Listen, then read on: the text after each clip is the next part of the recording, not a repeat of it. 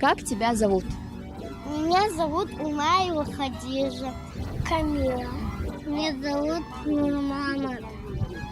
Меня зовут Амина.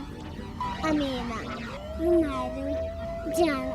Как ты думаешь, сколько человеку должно быть лет, чтобы назвать его взрослым? 5.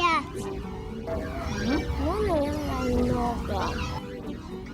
У моего папы есть много. Наверное, 11 или 12 или 30. Моего папы есть друг, у него много друзей. Например, который рядом нашим окном. Например, там, мой папа залез когда-то в окно и пришел очень осторожно. Потом его друг нам пришел гость, а потом другой. Ему 30 лет. И он вырос чуть-чуть выше, но не до толпа. Не до... Как там? Потолка. Да, не до толпа. Во сколько ты ложишься спать? В 4. Ну, когда мама говорит. 9-10.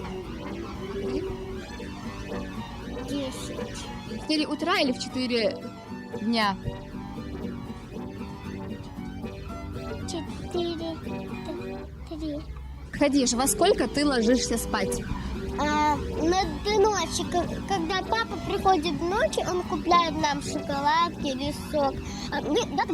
Ночью был туман. Я маме помогала с полотенцем так убирать. Мы долго работали, что у нас был хороший дом, жизнь. Я хочу, чтобы этот мир был хорошей жизнью. Хочу, чтобы бабушка была хорошей жизнью. И мой дедушка был. Я хочу этот мир сделать лучшим в самом мире. Хадиш, а как ты думаешь, дети должны ложиться спать рано вообще? Да, мой папа говорил, если спать детям, они вырастают, становятся здоровыми. Как называется детеныш коровы?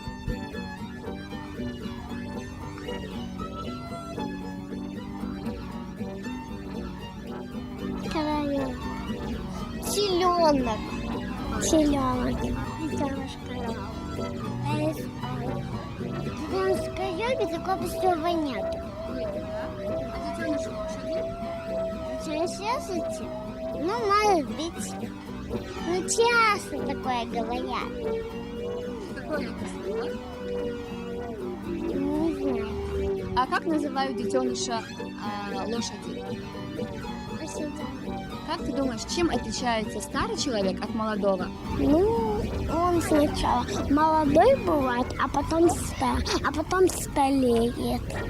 Пришел старый человек, болеет, а молодой не болеет. Мачо, все. Никакой я не этого нет. Нет, да? Отличается, если, запомните, если один папа вырос или мама, старами станут их мама или папа. Я своему брату, дедушке начинаю, я здорова своим отцом, и моей маме его брат, он вообще его он мой дядя, у меня много дядь, я люблю свою тетю, люблю как мама, люблю дочь, она родная сестра, самая младшая. Хадиш, как ты думаешь, зачем ходить в школу? Для чего нужно ходить в школу? Потому что учиться, что вырастет, знать математику, буквы, уроки. Ну, чтобы хорошо учиться, все знать. Потому что заниматься и считать. Чтобы заниматься и учиться. Чтобы вести. А что делать, если ты обидел друга? Мириться. Ну, куколку подарю. Надо обратно друга встать. Подружиться. Надо просто мириться. Его, например, подарить подарок или шоколадку поделиться, или сок поделиться. Можно простить его или пойти ему в гости, если у него день рождения, или вечеринку пойти с ним.